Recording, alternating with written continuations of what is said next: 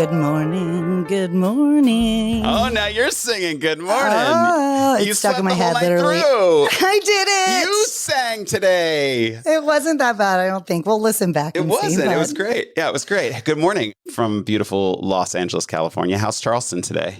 Charleston is, it's still oppressively humid, but I will say the temperature has decreased in that I think everybody is a little bit in a better mood. And I will update everybody that all of the things that have been breaking have not been totally fixed yet, but we are on the right direction. Every air conditioner repairman in Charleston is probably busier than a one-arm paper hanger. Oh my God. They need to just also realize they're making a lot of money and they should shh about it. But slowly the hood is back up at the restaurant. Like life is good. So that goes to a lot of the podcasts that everybody's about to embark on, because you got to appreciate the little things in life. And I'm extremely just grateful that some of this is coming back together. Sometimes it rains and it's poor. When it rains, it pours. When it rains, it pours. Did you just have a stroke? Oh my God. I did. I had a very small stroke. That's fine. But what have you been up to? Well, so, we had Dr. Jennifer Armstrong on the podcast last week from the Real Housewives of Orange County. And since she started sharing our stuff, I've been booking guests for the podcast, and it's just been sort of flooding in. So it's really exciting. Our social media is starting to take off. Oh, speaking of social media, y'all, if you're listening, can you please, Laura, what should we tell them today? Oh, okay. Well, so essentially, I don't think a lot of people realize this, but when you go to listen on Spotify, on iTunes, all of that, it would mean the world to us if you would just hit that little follow or the subscribe button, because that way it automatically downloads. It's kind of like radio. You're not getting the exact data back. So that's really the only way we know that we're doing a good job. So please go find the subscribe button. Yes, they're on our actual page, not per episode. There will be like on iTunes, you will see follow or subscribe, and same for Spotify, same for Amazon Music, whatever you use. There is an option to follow, subscribe, but also if you could like and follow our Instagram and Facebook and soon to be much more updated TikTok. Because guys, sorry, we're a little bit old. We're trying to figure this out. We're trying. I just beg of you, because that's how we know that y'all like what's going on. And the more you share it, the more you tell your friends and family, the more we can get our message out there, which is really just to help people.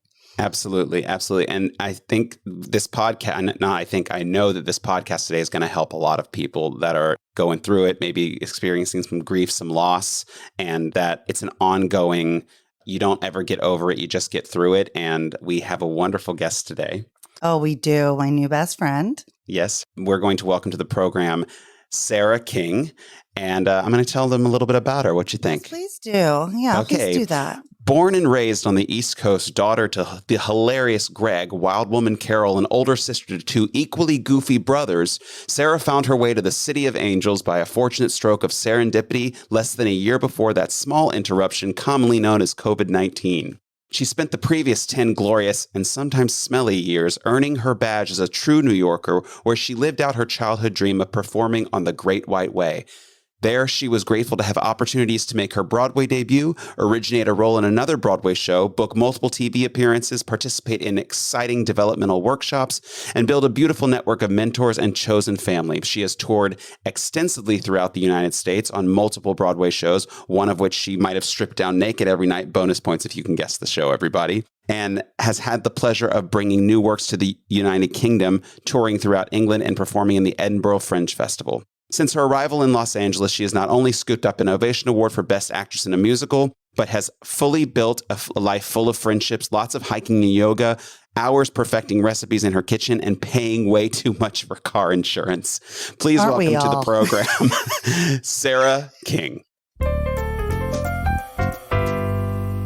All right, good morning. Welcome, Sara King. Thank you. So happy to be here on this lovely morning. So nice to have you. How are you doing today? This coffee is hitting, so even better as the time goes on. Well, that is all that matters. It makes a huge difference with Todd. I can tell you that. It's night and day. For sure. I've also experienced the Todd Monster before coffee. My God. Thank you for saying that. I didn't say it. I didn't call you a Todd Monster, but she did. Listen, here's the gag. Let me just say. She only speaks truth, so it is what it is. I plead the fifth. There are moments, and I'm not even joking, that he has sent me the meanest text messages in the world. And then later Todd he's like. Elizabeth. And then.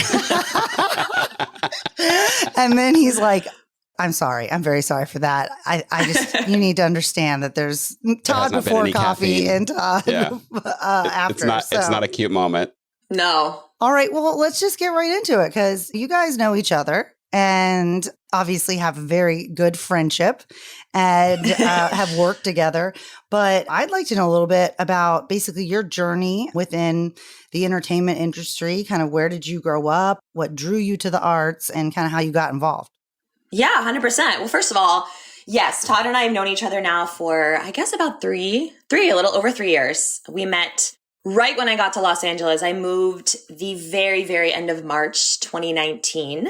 Once I arrived, I did a couple of shows. I did a production of Singing in the Rain, playing Lena Lamont, and then I did another show, Beauty and the Beast, starring our lovely Todd Adamson as the Beast. And it was a fast friendship, and here we are 3 years later. Very, very lucky to have him. Oh, thanks, Sarah. Yeah. And where did you grow up? Yeah, so I grew up in a town called Bel Air, not California. We bougie, but not that bougie. Bel Air, Maryland. And I am the eldest of two wonderful younger brothers. I had two incredible parents. And yeah, I grew up a normal kid. I mean, I think that the desire to do this came on very, very early. My mom tells a story that we were at a friend's house. It was during the summertime, and there was a community theater production coming up of, I think it was Annie. And so my friend was going to audition for this. I was a few years younger. And so she's getting up and she's practicing her audition song. And my mom just kind of says, "Hey, Sarah, why don't you get up and sing something?" And so the story goes is that I stood up to sing something and everybody's jaw just kind of dropped. Like, oh, what? This girl can actually do something with that voice inside of her.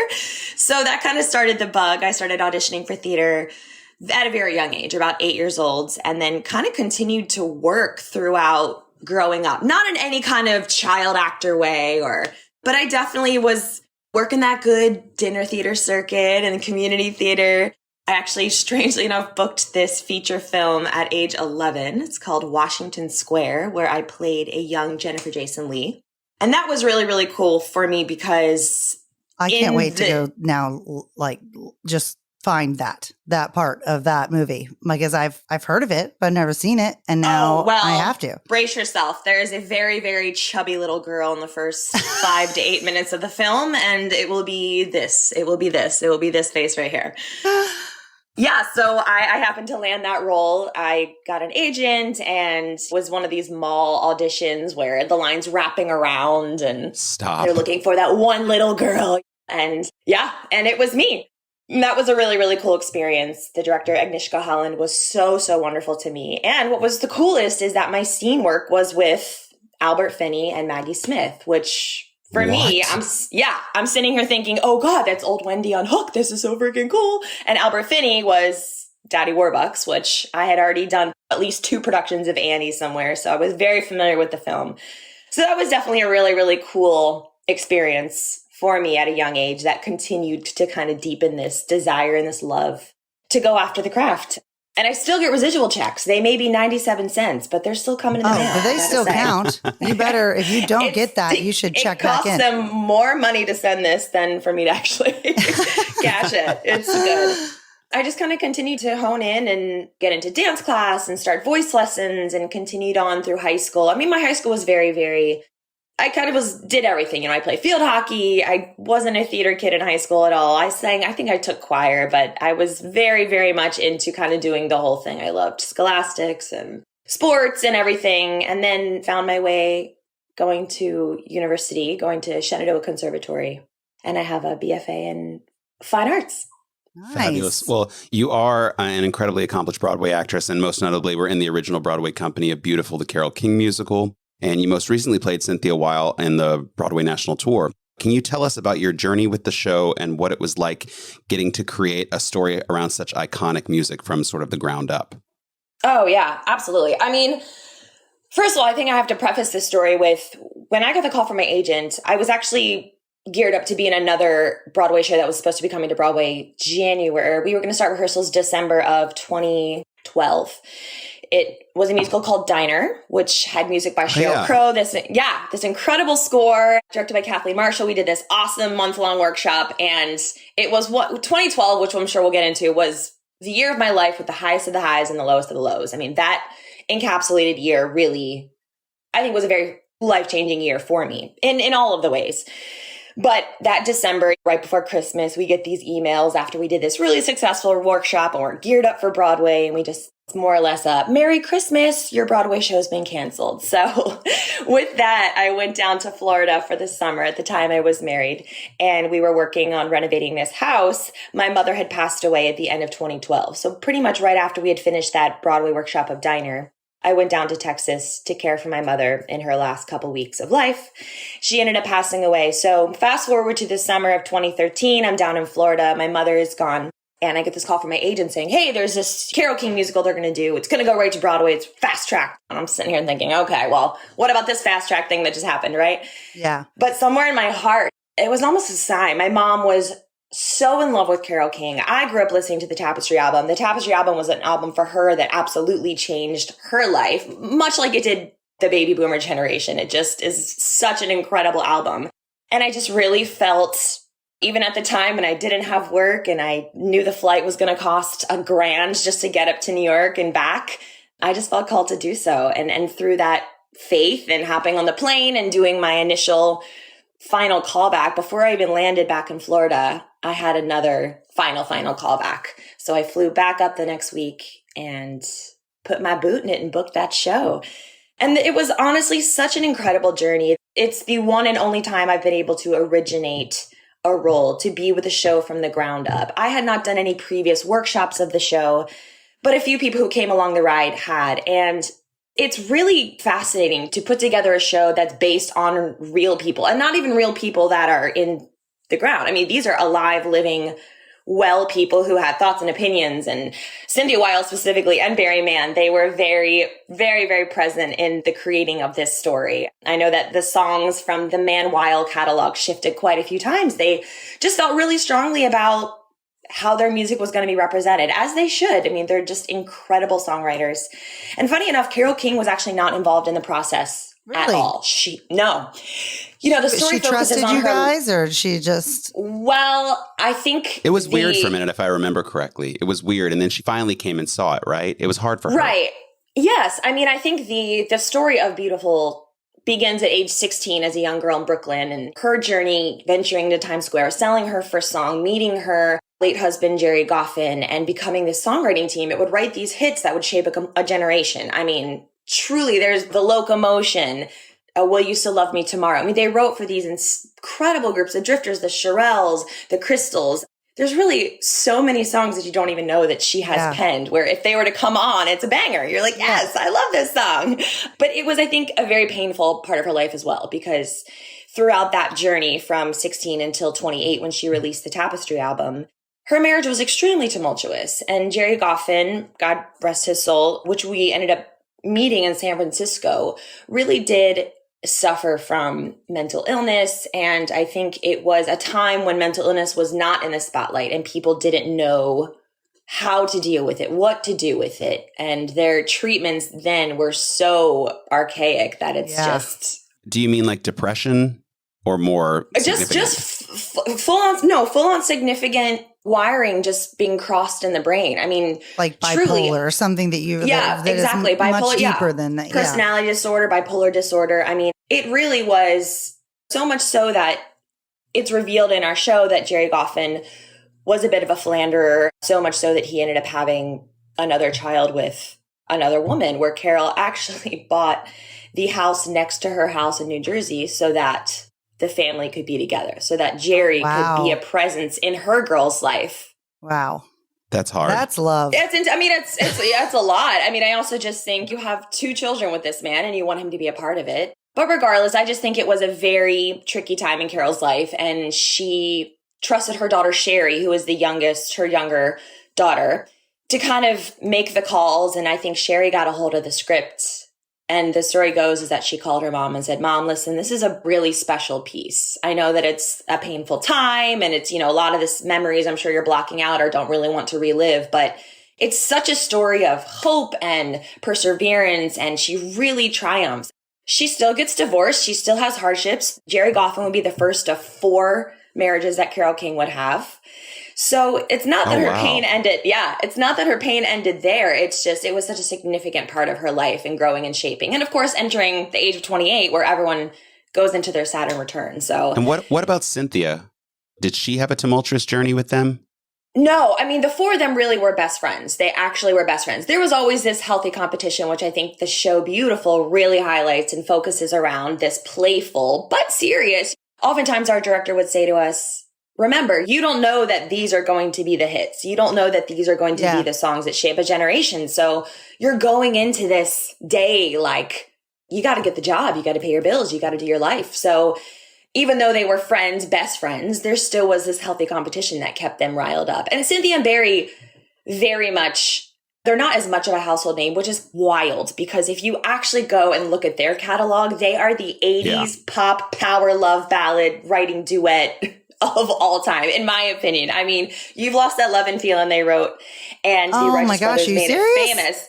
Yeah, they wrote Some Were Out There from American Tail. American Tail? Oh. American Tail. I mean, literally, if you look at their song list, your mind will simply explode because it's just incredible. But they did feel very strongly about what songs were going to be in and out. I know when we were doing our out-of-town tryout in San Francisco, we had different songs in place. And when we got to Broadway, things kind of adjusted and shifted. Whatever their desires were is kind of what we Do you remember what songs were thrown out from the catalog? My brain isn't that great. I know that there was a really wonderful, I'm just like, well, it's 2013. It's been a while. There was a really awesome song that we did. There's a club scene in the second act. And there was this song called Hey Everybody, which was this upbeat, just finger snapping, kind of amazing. The curtain kind of comes up from this heavier scene and we go into this club scene. It's just this explosion of wild, raucous dancing, which I thought was really cool in San Francisco. And then when we got to Broadway, Cynthia really wanted, there's a song called Uptown, which she felt very strongly she wanted to be in the play. So Uptown became the new song. So it became more of a loungy kind of transition, more of a, I'm going to sing a song for you moment instead of a club scene. When you're doing Broadway out-of-town tryouts, everything shifts. You come into the dressing room and there's new papers on your station every single day. And once we got to New York, we previewed for 60 performances, which is the maximum amount that our union will allow a show to preview for. So it was 2 straight months of coming into the dressing room. You don't know what the changes are going to be, and you don't rehearse for it. They just plop the papers down and say, and now in the show this evening, go for it. That new line or that new scene or this new blocking change. Wow. Well, I think Todd knows way more of what that actually means than I do. So I'll Well, it means like you've been rehearsing a show. It's the same way for, I don't know, a few weeks. And then all of a sudden you start to go on autopilot in the sense that you know your lines, you know your intentions. And then all of a sudden they're like, here's a new intention. Here's new lines. And by the way, you got to memorize it right now and do it tonight. Okay. Right. Gotcha. So you're arriving after show. You have an audience in 30 minutes and you just have new material on your station. And they just say, okay, that's in the show tonight. So on Broadway. Yeah. Yeah. In front of like a bunch of people who paid a lot of money for these tickets. Right. So no big deal. No big deal. Exactly. No big deal. Yeah. Refunds at the end if you hate it. And I guess what really resonated with me, though, with everything you kind of said, though, is that the Carole King story, in a way, really kind of reminds me of the premise of this show, of like the going through 100%. Going through it, and that it doesn't always ever necessarily end, but there's those certain moments that you overcome, that you deal with, and that perseverance in and of itself is a healing and wonderful thing. So I hope that she ultimately liked the show She did. And actually her first time seeing it, which is caught on camera, it's on YouTube floating around somewhere. I'll find it. She attended a performance in disguise, actually. We as the cast members had no idea. I think the producers were the only ones who knew. I don't think our stage managers knew. And after the show, right before Bowels, they say, everyone, we're going to do this Broadway Cares Equity Fights AIDS. The Broadway community collects twice a year for this really incredible organization that helps a multitude of things, which we can talk about or not. But anyway, we were in our Broadway Cares Equity Fights AIDS speech at the end of the show. Thank you so much for coming. This is why we're collecting money. You'll see actors with red buckets out. And then all of a sudden, we're in the middle of this speech. Jared Spector, who was our original Barryman, is sitting there, and across the stage literally walks 5'0" Carole King. And all of us, we had never met her. We've been doing her story now for a long time, knowing that she wasn't going to come see the show. So for all of us, it was such a shock, but such an amazing... What a moment. Just such an incredible moment. We ended up auctioning off her singing You've Got a Friend for $30,000 that night, which was incredible. That's amazing. But yeah, she confided in us. Well, not confided, but when she came backstage afterwards, of course, we're all just mouth open and dangling on the floor. We were just so excited to meet her finally. And she literally showed up to the Stephen Sondheim Theater in full disguise. I'm talking different color wig, a hat, glasses, the whole thing. I mean, she's so recognizable. That blonde, fuzzy, curly hair, you really can't miss it. She's so adorable. And just one of the most generous, open spirits. And I think the subject of this podcast, she really did take her pain and her trauma and her obstacles and turn it into something so incredibly beautiful. Not to play on words of the show. I mean, that song in and of itself is a stunning song. It's the beginning lyrics are just such a, it's just an incredible, her stories are wonderful, but she really did take all of that, all of the pain with her husband, just being in the business and trying to make it. And she turned it into something so remarkable. And her move out to LA, she actually moved out to LA and had a place in Laurel Canyon, which I happened to live when I first moved out to LA. I lived right off of Laurel Canyon. So it felt like a very moment for me. Yeah, it's a full circle moment. It really is a full circle moment. But that move was powered and fueled by needing to get out. Take her daughters, get them somewhere, build a new life for themselves, try to move through her own grief. And at that age, she was 27. She had been through so much life, 2 kids, a husband who had cheated multiple times, a divorce. I mean, bless her heart. And then she happens to crank out one of the most successful records of all time in that period. It's so inspiring. And she's just a ball of love. I mean, it's wonderful. She's a cool cat for sure. That's awesome. And I think we have found a pattern. We've interviewed a lot of people in the arts overall, Broadway, actors, singers of all kinds. And it seems like that there is a really good outlet and also a little bit of an escape in that way, that it helps you to kind of overcome those things by having that outlet that a lot of other people don't really have. So that being said, I wanted to kind of shift a little bit to less of Carole King's trauma and kind of talk about, like, when you hear the word trauma, what does that mean to you? And what do you feel like the hardest obstacles that you've had to overcome in your life thus far? Oh, Lord, how long is this podcast? No, I'm kidding. As long as you need it to be. No, I think trauma for me is, I think everyone has their own perspective on the levels of trauma. You really can't put a qualifier on, well, my trauma is bigger than yours, so it's more important or it's more prevalent. I think everyone experiences trauma in different ways. For me personally, I would associate my biggest trauma. It was really all very much focused in my 20s. I lost my dad at 18. He passed of a pulmonary embolism, literally kind of middle of the night, dropped dead, roll out of bed. And it was the whole nightmare scene of my mom screaming and my brothers and I running downstairs. And my dad was a big dude. He was 6'4". I mean, pushing 280. This man was just a presence, just a big, goofy, hilarious, wonderful, loving man. And my 15-year-old brother is doing CPR on him and I'm on the phone with 911. It just was that movie scene that you see that you don't think people are actually, like that. People don't actually go through that. And the paramedics arrive, and my dad worked in the healthcare system. So we moved down. So this was actually down in Houston, Texas. So we moved between my junior and senior year of high school, which that could be considered trauma for someone else, where you grow up in one town and you have all these friends and you're in one school. And then all of a sudden, right before senior year and the summer before senior year, they say, okay, we're going to move you halfway across the country where they don't have the sports that you play. It's a whole different beast. I went from going to a private Catholic school to a public school, of going from 200 people per class to 1,000 people per class. And when I said, hey, is there field hockey here? They said, what? A what hockey? What is said thing? A what? Yeah.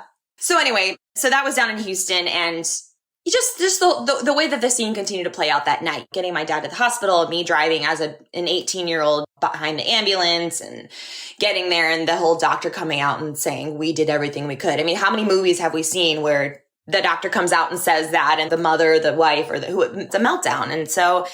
And I think it was really, really more so than that exact moment. I think just watching my mother go through that pain, and we all were completely obliterated. My father was such an incredible bright light and the leader of our family, but also just my parents were best friends. I mean, they were partners for 25 years. I have no doubt that if he was still on this earth, they would be blissfully running around somewhere with a child-free house. They really had such an incredible relationship, and they raised my brothers and I think really admirably, and we just had such a close, tight-knit family. So to see her have the rug pulled out from under her. I mean, all these years of being with this person, building a life with this person, raising 3 kids with this person. And my parents were really a yin and yang energy. My mom, all heart, super wild. I mean, so much fun. Everybody who met her just fell in love with her. She was the favorite at work, singing through the halls. She was just an incredible, incredible woman. So their yin and yang really was something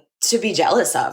That is what I've sought for my life and my relationships after watching them and having them as an example. But yeah, just really watching my mom kind of work through that, and she lost a bunch of weight and just her whole life being flipped upside down. And it was interesting actually for my brothers and I to watch her kind of reemerge as her own individual, because when you couple up with someone, especially for that amount of time, there's certain parts of yourself that get compromised, and not in a bad way. It's just when 2 energies come together, you kind of find the way that y'all fit and how your dynamic works within your home and outside of your home. And I didn't realize that my mom, while both my parents were so extremely bold, my mom had taken more of the back seat, which is hard to imagine because she was such a wild human being. But then when my dad passed, watching her kind of reemerge as this person that my brothers and I, for 18 years, I didn't know who this person was. So it was an interesting thing to watch her try to re-find her center and herself and who she wanted to be post my dad.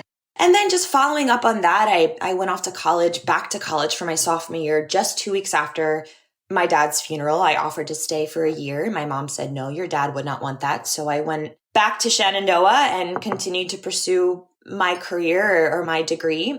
And then my 20s just continued to be peppered with these losses. 2 years, maybe not even 2 years, maybe just 1 year after my dad passed, his mother ended up passing away, and she was living near where I went to college. So I was really there for the last breaths and moments. So it was her and then my mom.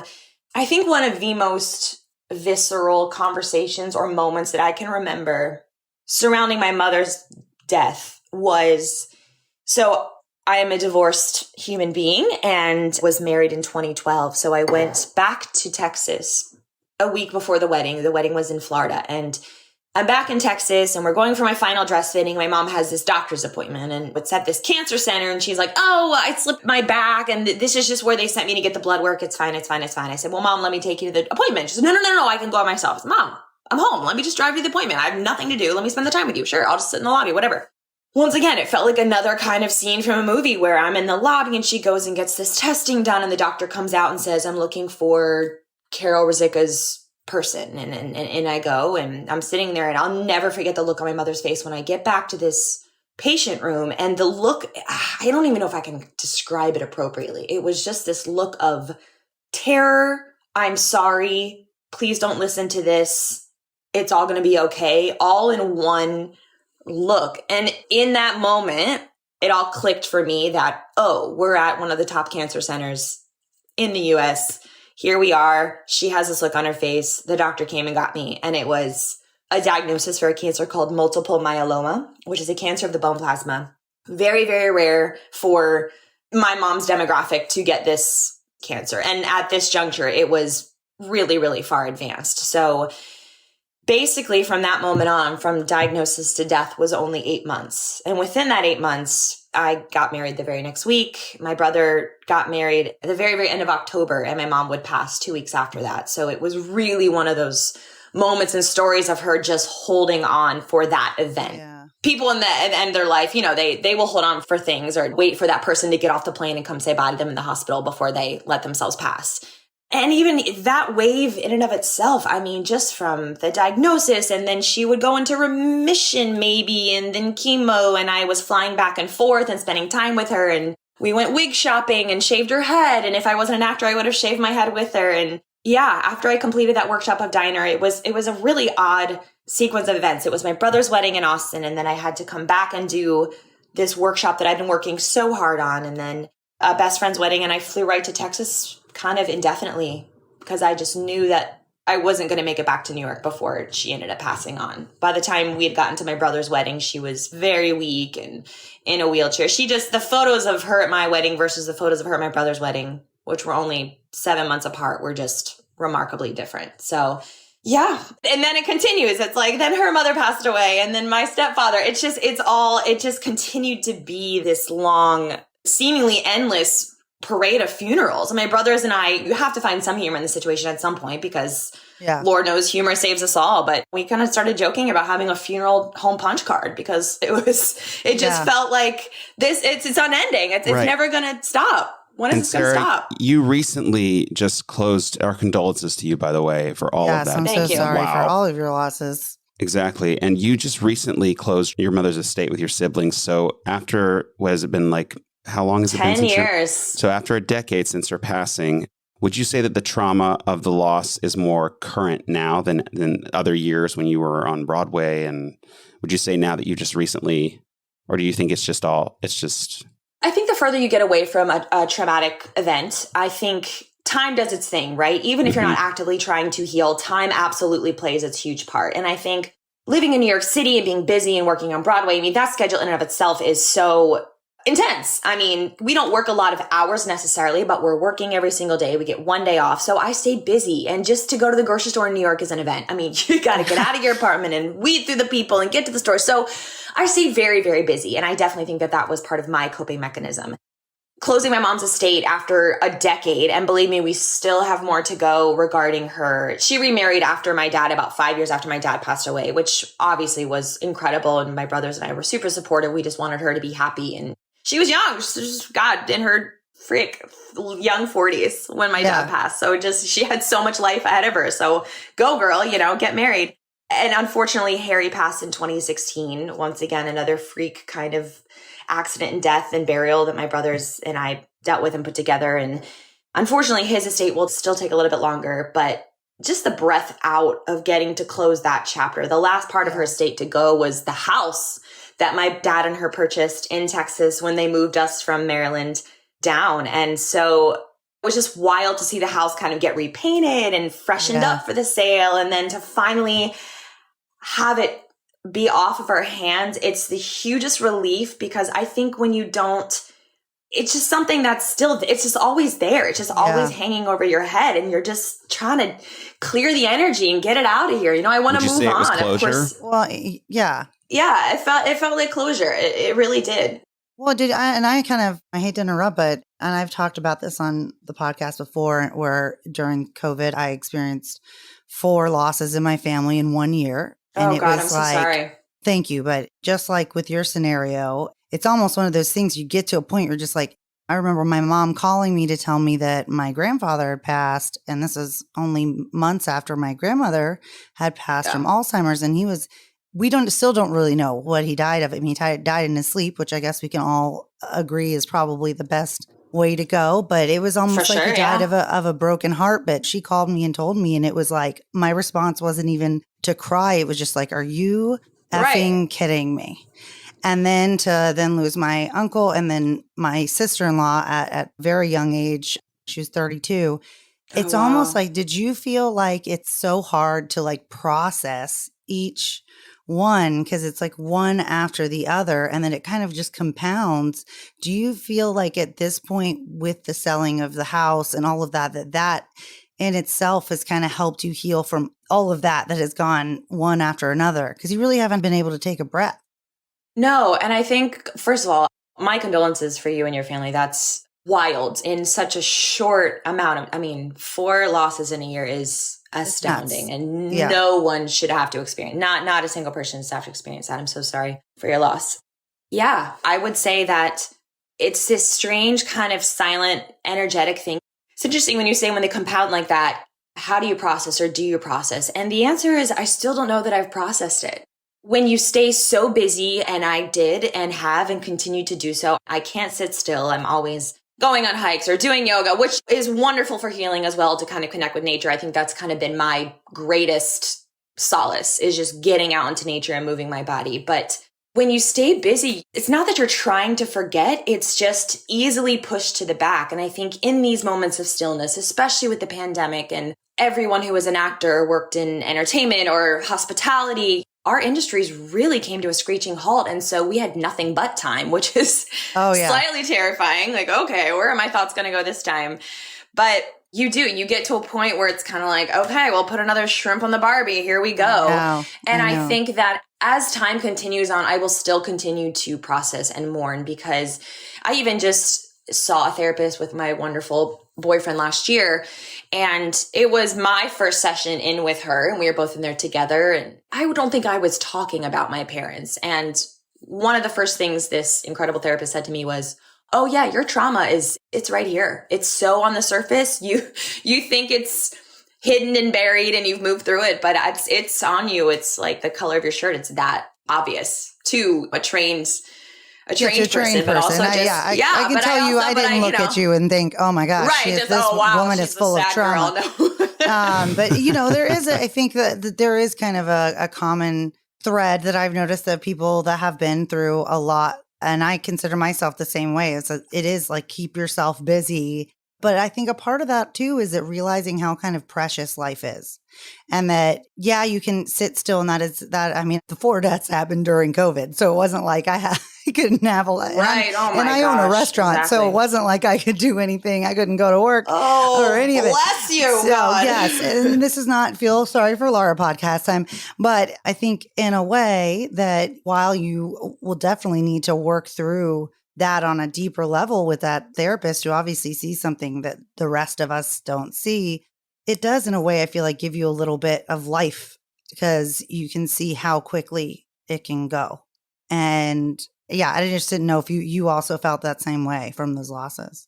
1,000,000%. I think that it just changed my perspective on everyday life so much. I got the nickname Roses by a friend, simply because I'm the person who now always stops and smells roses. Literally will stop and smell roses because they're so beautiful, and like, look at that butterfly. Isn't this amazing? Feel the breeze across my skin. And I'm not trying to be anything. I'm not trying to make a point. It's just genuinely how the lens with which I view the world. And I've always been extremely positive and optimistic, but I think when you watch these lives just kind of get ripped away, it's impossible not to look at time differently. It's just impossible. And I think... And you've said loss is not scary for you anymore. Is that sort of what you meant by that? Like, you've sort of embraced what this is life. And I think that both of you have gone through so much, just listening to both of you.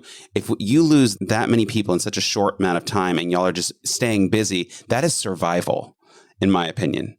If you don't, if you don't put that energy into something positive and something that's going to continue to move you forward, when you do actually sit with the grief, you have something else. I think it's planting these seeds. So you have to go and water those seeds later.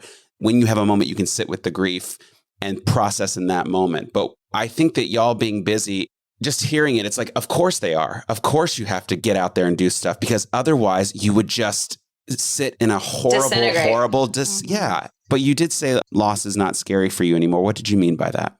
I just think that there's so few things that are actually constant with life. Change is always constant with life. If you don't embrace change, then get out now, sister, because that is constant. I'm different now than I was 30 minutes ago when I started this podcast with y'all. And the other thing is death. I mean, you can't have life without death. It's a part of life. I don't know what my allotted time is on this earth. I do personally believe that our souls kind of carry on, and the energy of us releases into another form. I don't know that I can expand upon that. I just believe that. Oh, I feel we're a ball of energy, and we're just energy. We're just molecules buzzing around and doing the thing. And I think that there's something so beautiful and peaceful about just living every day to its fullest. And when it's your time, it's your time. Of course, go through life with care and don't be a careless person and bring an early end to your life. You don't really fear death is what I'm hearing.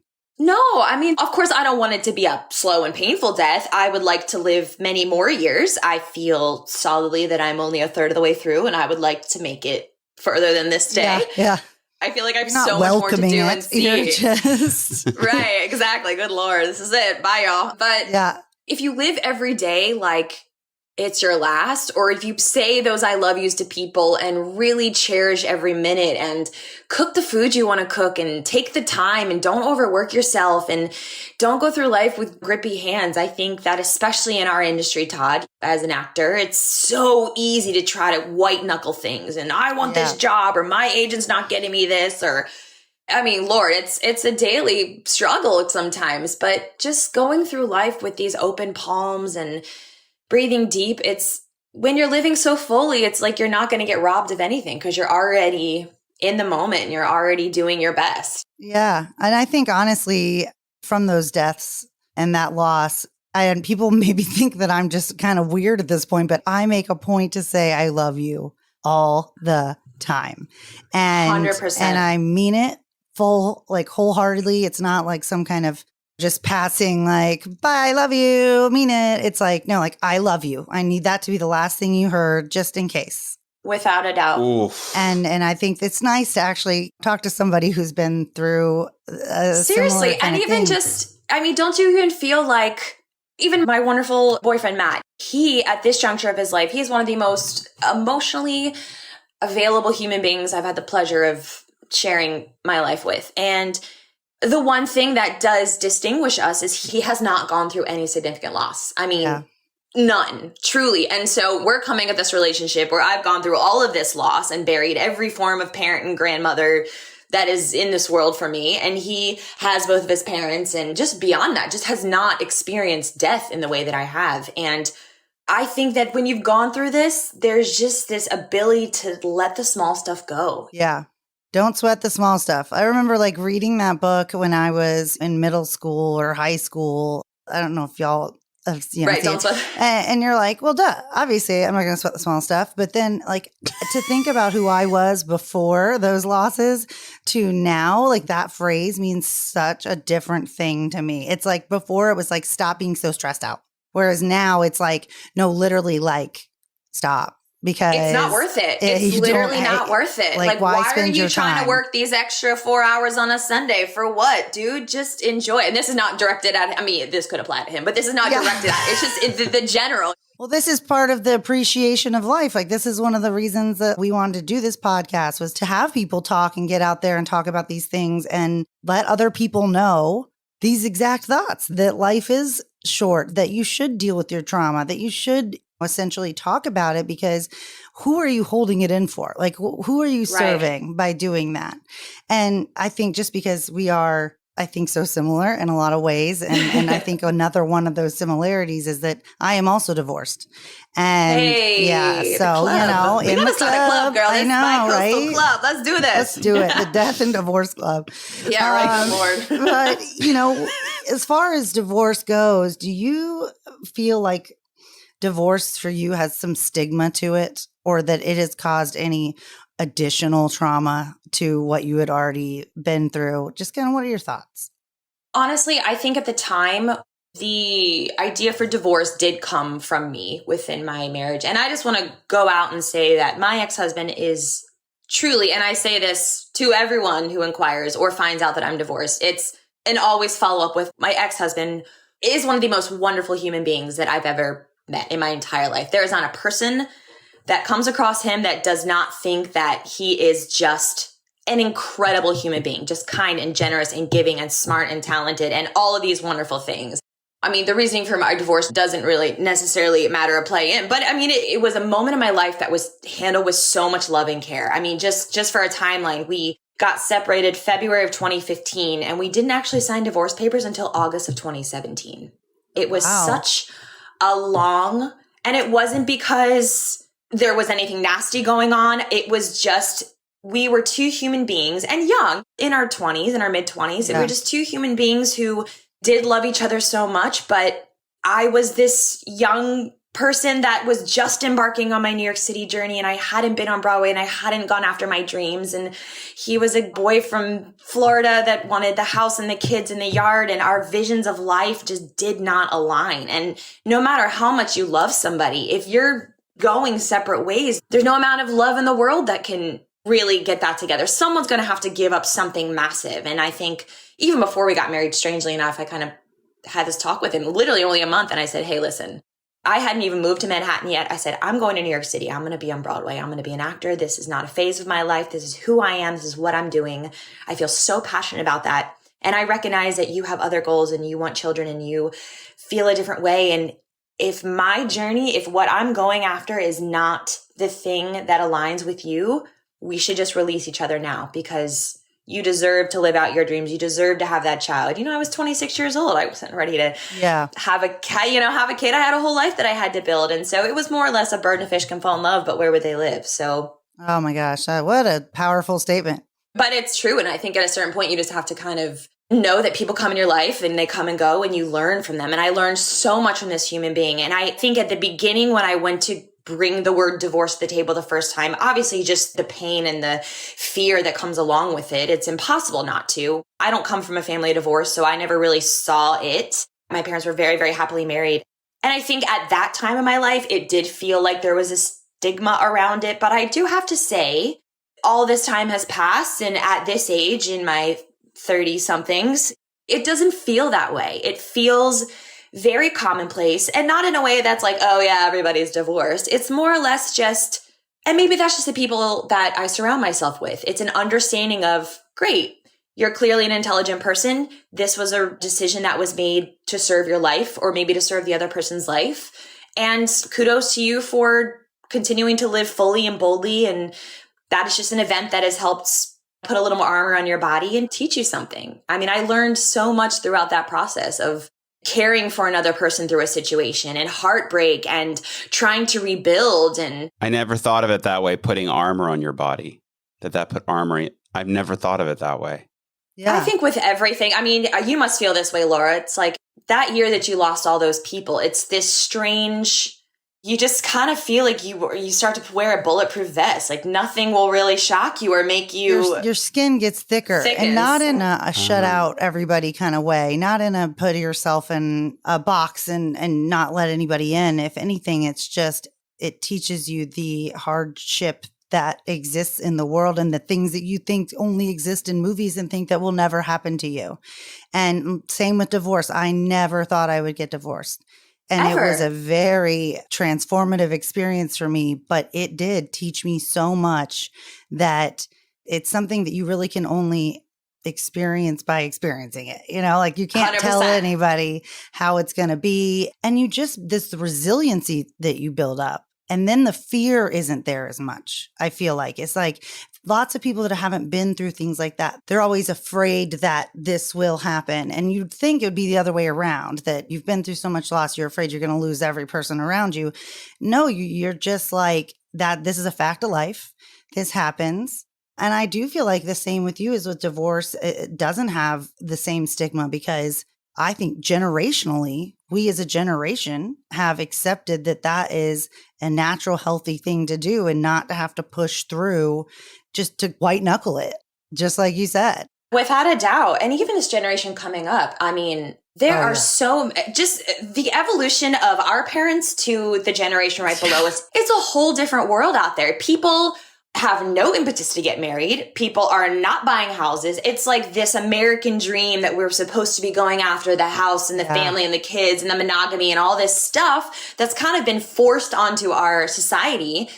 This new generation's like, fuck that. Wait, for what? For what? Why? If I don't feel inclined to do this, if I don't want to have a kid, if I want to live in an apartment for the rest of my life, if I want to travel and be a plant mom or a dog dad, then I'm going to do that. There's a very unapologetic attitude that's coming up, which I actually admire. Oh, yeah. I think there's other things. There's part of my millennial person that's like, I know. Well, I think they learned a little bit. I think they learned from like not only our generation, but the generation before us that we grew up with parents that divorce was such a big deal and Huge. everything was such a big deal, and that you still need to go to college. You still need to do all, there's this step-by-step process. And then they saw us do it and be like, why do we do all that? Like, I mean, and so they're like, okay, we've seen this pattern. Now we're going to go in this progressive and different way. And I totally agree. I think it's extremely admirable. I'm excited for the generation that's coming up right now. It's really cool. And we in millennials, we really are kind of straddling both things. We have these values and this thing that we are supposed to be building, but also I think we do have the fire and the spunk, but it really is this new generation that's throwing all the norms out the window. And I really admire that. Sarah, I want to shift gears for a second. I've got a 3-parter question for you. Ooh, a 3-parter. Okay. Yeah. One, do you think that your past trauma shows up in your current relationship? What triggers you in an argument? And does your boyfriend understand your triggers? And do you understand his? And is it an ongoing conversation? Woo! I had so many answers as it was coming out of your mouth. Yes. Okay. Okay. Start with the first one. Yeah. The first one was, do you think your past trauma shows up in your current relationship? What triggers you in an argument? And 100%. Does your boyfriend understand your triggers?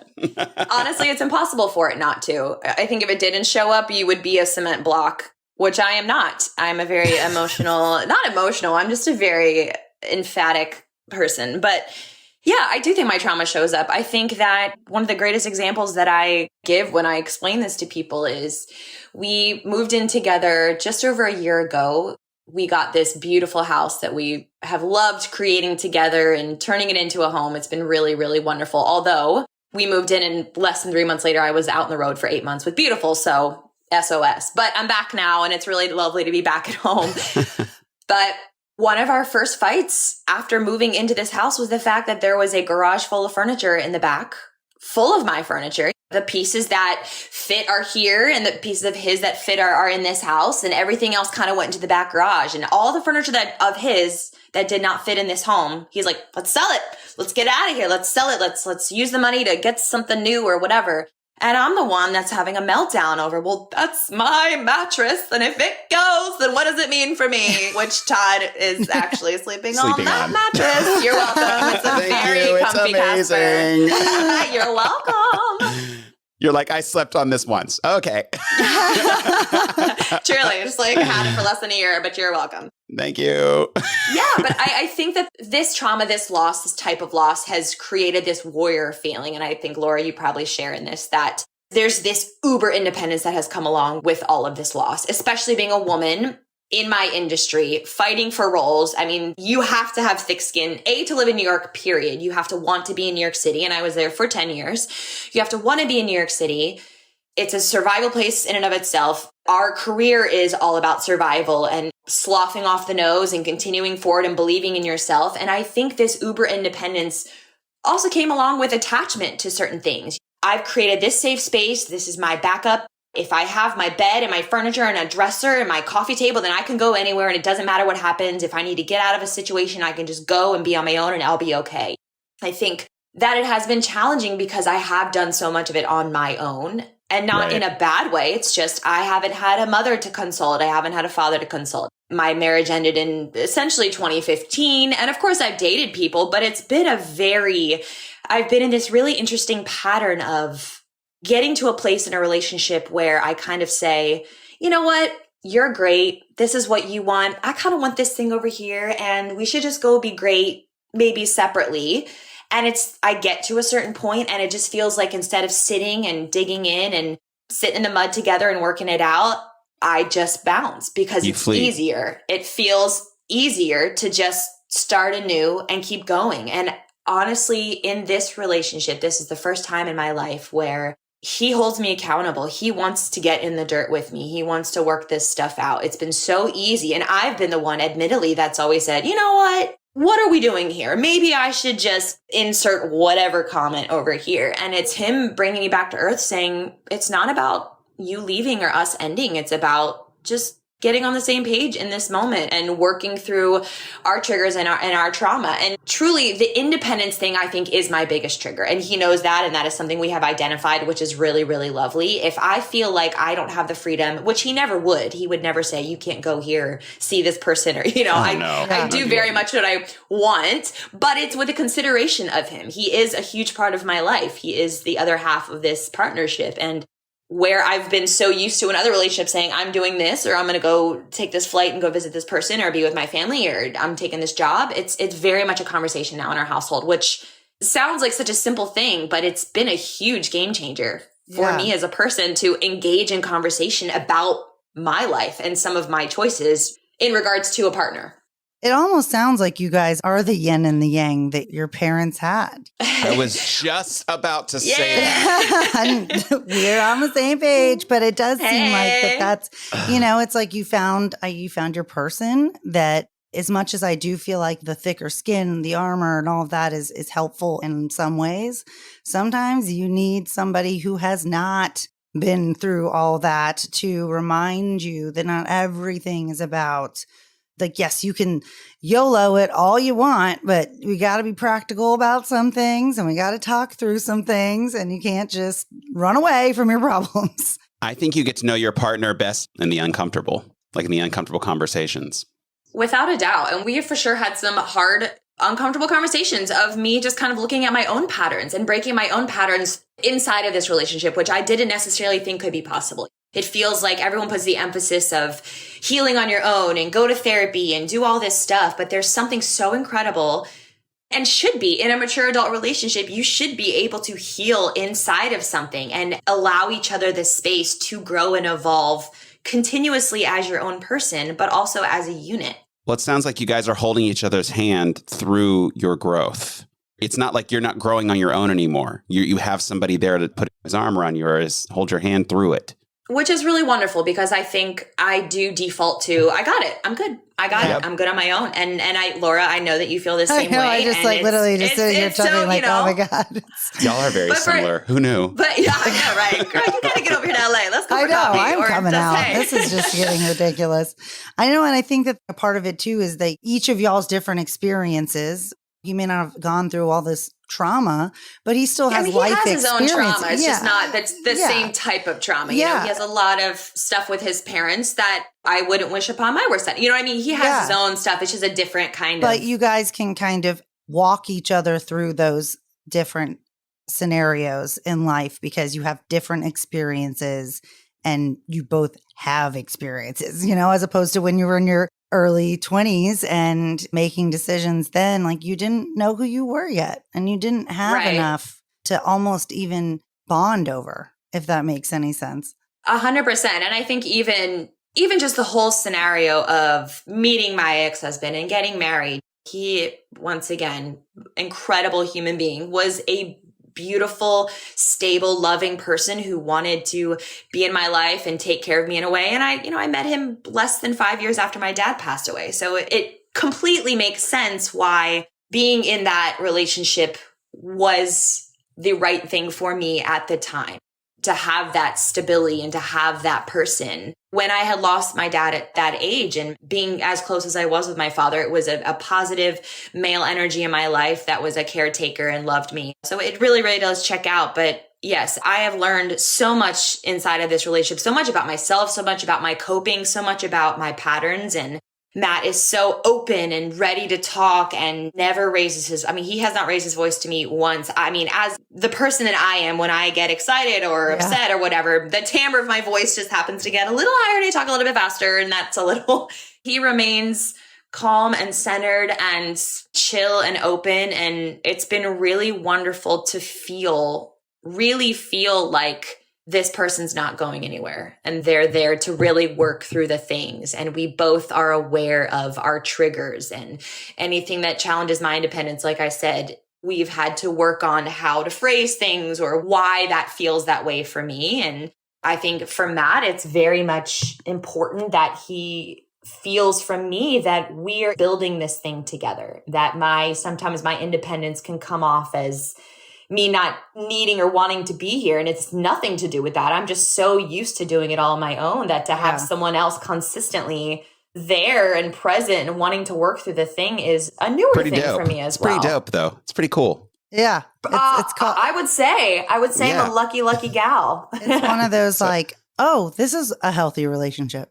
Oh, this is what everybody's been talking about. That's the gag, isn't it? Yeah. This is the healthy relationship. Oh, okay. Now I get it. I was just going to say one other thing. It's so funny, too, because I think part of my brain was initially thinking when you're in your young love and you're in your 20s and you're in these relationships, there's nothing to worry about. You don't have adult stuff really yet. Yeah. You're just kind of you think in you love. Do, but it doesn't really matter. Yeah. It just, you think people who fight are like, oh, well, they fight. We never fight. So we must be a perfect relationship or a perfect match. And I'll be damned if once you get into something that feels like you can have ongoing conversations and you can talk about the hard stuff. I follow this amazing Instagram account called Young Pueblo. I highly recommend. I love Young Pueblo. Stop. Oh my God. Just like, I mean, and exactly the day Todd that is freaking out. I'm going to steal your friend, Todd. I'm sorry. Please do. Todd's just, Yeah, he'll be there. But it's just, he always writes the thing you need to hear. And it's so true. And he writes so much on mature relationships, on this space that is needed for those to thrive and flourish. And it's really, really true. Find someone who you can just navigate this with, because you're not meant to do it all on your own. And even though our trauma has made us feel like you got to just suck it up and move on and keep moving and do better and achieve more, you don't have to. And the right partner will come along and help you navigate those waters. And through that, you can help heal each other, which is, I think, what we're meant to do in life, is to be in these relationships and to nurture each other as human beings. Amen. I think that is incredibly beautiful. I will not attempt to sing with you guys,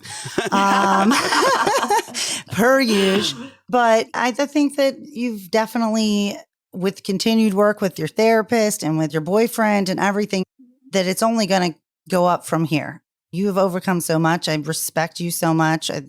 Todd obviously respects you a ton.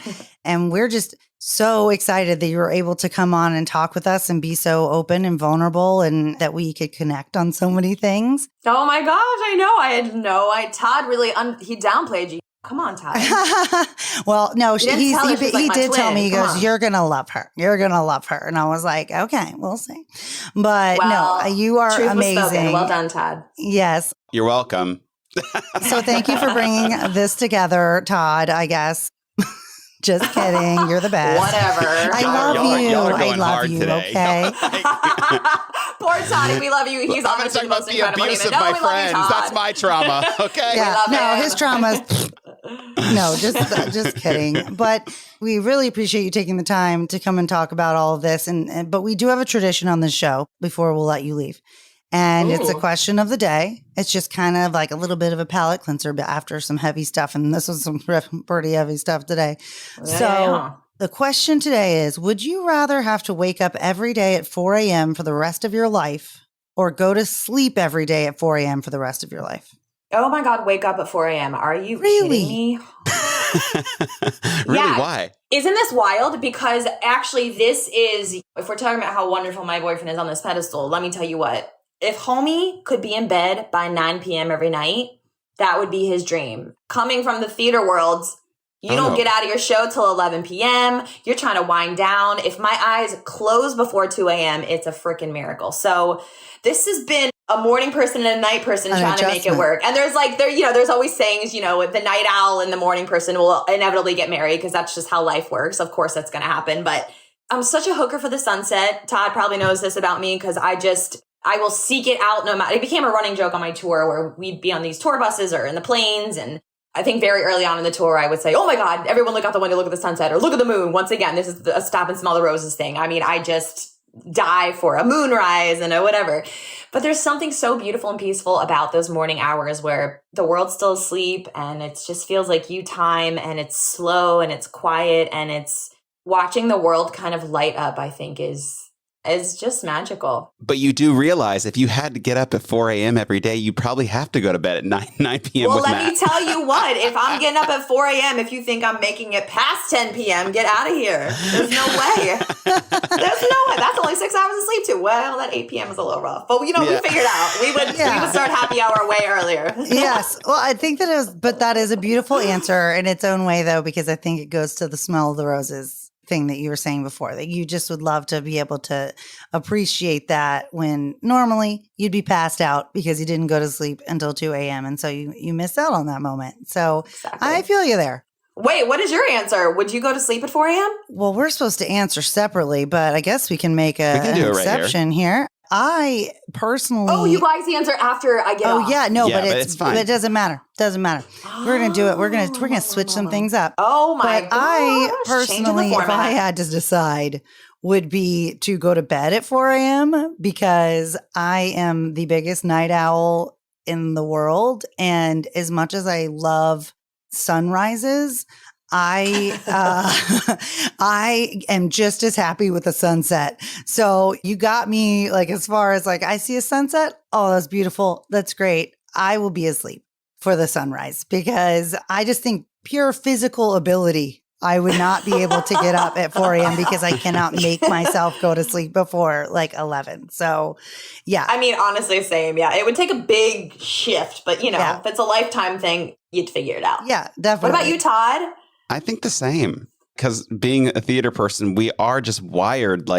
You start to rev up around 6:37 right before the 8 p.m. curtain. And so I think if you've done it for your whole life, it's just sort of, I don't know, ingrained in you that that's how life is, especially if you start doing it professionally. So you're I think that, agreed, Laura, I just don't think I could physically that's what I mean. Maybe I'm just bed. not... Maybe we don't have good enough imagination. 7 as it is. Oh. Yeah. I mean, I think the first year or two, someone would have to hit me with a trank gun at 9 p.m. and say, drugs down, would girl, be involved. Down. Yeah. Well, I would have thought too. I thought Todd's would be 4 a.m. because you do have to get up for so many things, for rehearsals and stuff. Up generally, last night I was up till 3 o'clock in the morning. Got up at Lord alive 7 Todd. Today. Yeah, I just keep on. Night owl.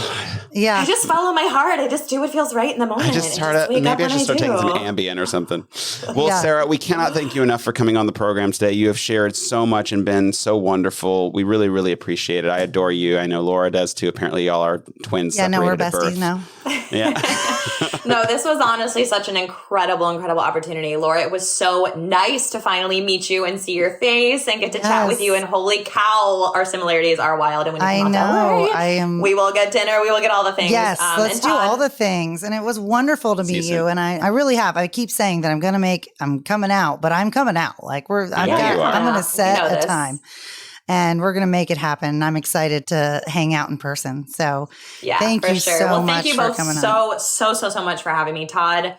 My love, thank you so much. This is honestly, it's really incredible to be able to just talk so freely about this. It's something that a lot of people don't necessarily ask about. And if they do, it feels more of a surface kind of question. And then to really kind of dive in and to get to share this part of me that has shaped so much of me is really wonderful. So thank you both so very much.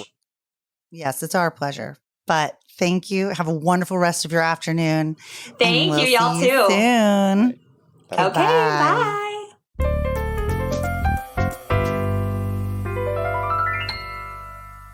Okay. Well, what did you think? Well, I know her. She's such a dear friend of mine. So I was so impressed with her vulnerability today. I mean, she's like that in real life, but it was just so interesting to be with her in an interview setting as opposed to her and I just chatting with a glass of wine. But I'm more interested in what you thought. Well, I mean, I think it kind of came through in the interview, but I mean, I was just kind of blown away by just how much I felt connected to her. There are a lot of people we've had on that I feel like, oh, I can relate to that, or anybody can relate to that, or that you're a strong person. But it was a very deep kind of relation to me, just how much that she's gone through that was similar. And I did really love her reverence for her ex-husband as far as recognizing that she was young and that was just, it wasn't right timing, all of that. But that it didn't take away the fact that she now knows like what she's kind of looking for in a partner, and that she's found that. And then most importantly, just the loss aspect that I think that a lot of people don't talk about. I just don't think a lot of people, I mean, it's not a sexy topic to talk about death. It just isn't. But it's a major thing when it comes to grieving is this compounding of grief and how people, I would say, have a little bit of a harder time. They don't recognize it in the moment, but it's almost like you don't have a moment to properly grieve the first when you have another and then another and then another. It sort of seems like it becomes this giant collective trauma. But like in a way, I think you mentioned that halfway through the podcast. You said like it was like one giant painful experience. Yeah, but it's almost at that point different. You get to a point like she even mentioned where you're kind of like, it's not like you want to laugh, but you almost do because you're just like, oh, of course, there's another one. There goes another one. And so that's what makes it a little bit harder to heal from because you build up that thick skin, you build up that armor, and then you're just like, but the beauty of it is I think both her and I are self-aware enough to know that you still have to sit with it at times or else it will become its own monster inside of you that comes out in weird ways. 100%. And I love the fact that, look, the thing about when I met Sara, when we were doing Beauty and the Beast, I instantly connected with her and instantly felt this like we had known each other in a past life. And she will forever be in my life. She's like a sister to me. And the fact that she shared that she actually, because I've been with her when she actually stops and smells the roses. And it is so beautiful to see her take in every moment with every human she meets because she knows that life is precious and she knows these moments are precious. Every moment ends up being like this. She said, I'm different now from being on this podcast for 30 minutes than I was 30 minutes ago. I'm a completely different person. Everything is evolving, change is constant. Oh, she had so many good little, like, I can't wait. The quotables, the things, because they're so true. I mean, well, my favorite, honestly, just to give a little palate cleanser, was when she said, "I'm a hooker for a sunset." I love that. I did love that. Or sunrise. And you know what? Or for a sunrise, because I feel like I'm a hooker for a sunset. Like I get caught. You know how many pictures I have of sunsets on my phone? It makes no sense. Like I have like probably 1,000, and they all look pretty much the same. But you know, it's just that appreciation, and to hear it from her and also see myself in that go and not be seen as, oh, I'm going because I'm avoiding it. It's I'm going because I know that we only have so much time on this planet. And we talked about this briefly, but you could tell there was a difference when she talked about her dad passing and when her mom passed. When her dad passed, it was much more of just that this is this crazy moment that she never thought would happen, but also that the concern for her mother and how that was affecting her because it was sudden, all of that. But then when she talked about her mother, because it wasn't sudden, it was over a period of time, it's more painful. And there's a different kind of feeling there. And that I can 100% say from my own personal experience, it was a very different experience for my grandfather to die in his sleep than for my sister-in-law to die. I mean, just taking the age factor out of it, but just how the whole experience itself is just so different. And I mean, I know I keep saying it was nice. I think that's, people probably think that's weird, but it is. It's nice to talk to somebody who has been through the same things and to show people out there that it is good and it feels good to talk this out. And that when you hear other people say those things, that you feel way less weird about it, that this is a fact of life. And as you know, because I am this way, I'm not stopping always smelling the roses, but I am always getting very annoyed with people who wallow and who don't take action. And for me, that's because life is too short to just sit there and just ruminate and not make a decision. And not that there aren't some things that you need to take a pause and reflect on, but the back and forth that a lot of people do with what should I do with my life? And am I in the wrong job? And I know I'm in the wrong job, but this is comfortable. It's like, guys, you don't know, you could be hit by a bus tomorrow and you're going to be sitting there being like, man, and I stayed at that freaking desk for the like past 5 years. I kept saying I was going to leave, but I didn't. That's a huge takeaway from this podcast. I agree, Laura, that seize the moment now. The time is now. It's like, I hate to be a musical theater nerd and quote Jonathan Larson, but no day but today. Yeah. That was from Rent for people out there. But thank you. I didn't know, so I appreciate it. But Sara is just, and on stage, she's captivating. Yeah. And she goes to whatever reality she's in so effortlessly and with such ease and grace. And when I watch Sara act, it's like watching a masterclass. And I truly mean that. I learn from her when I'm in a scene with her, or we're doing self-tapes together, or we're in a show together. She's there. Yeah. She just automatically drops into the scene. And maybe it's because she's had to adapt so quickly in her life that she just can adapt to whatever those circumstances are in that as if reality.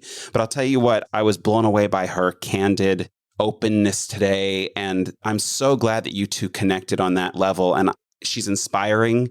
And she's also inspiring the fact that she keeps pushing herself to be a better version of herself every day, especially in her current relationship, which then in turn affects her work and makes her a better actor. So it's all full circle. Yeah, that is, I think, the perfect way to say it, because even in college, I used to write, and not to be just a nerd in general, but I would write things on my mirror, to inspirational, whatever, but that, energy begets energy. So when you start putting effort into something, into one thing, then that energizes you to put energy into another thing, and then another thing, and then another thing. And then I think another thing is that when you go through so much like she has, or I have, that you have a really good bullshit meter of like what doesn't matter and what does. You can laugh all you want, but it's like, no, I'm laughing because I know it's just true. Like, it's funny because I'm it's sorry. true. You had a hard morning because you woke up a little too late. And maybe this is why, I mean, everybody out there that knows me, I am late often. Apologies for the rest of my life. I'm so sorry. It is not because I'm trying to be rude. It's just that I also, to me, 10 minutes is not a make or break. It's not the end of the world. Nobody is dying unless I'm a surgeon that needs to get to surgery.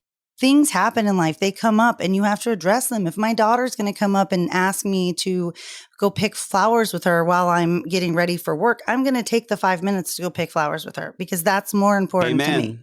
Amen. And I think everybody listening should take note of that, because it's just like Sara said, stop, smell the roses, take the time, take the moment. Yeah. This was such a great podcast. It really was. I really hope everybody enjoys it as much as we did. I mean, I just think it was definitely way higher than any expectation that I had of not only because she was so open, but because I feel like I made a very good new friend. So thank you. I think you did too. You need to get out here to LA. I'll see you out there then. All right, y'all. All right. Later, guys. We'll talk to you next week. Bye.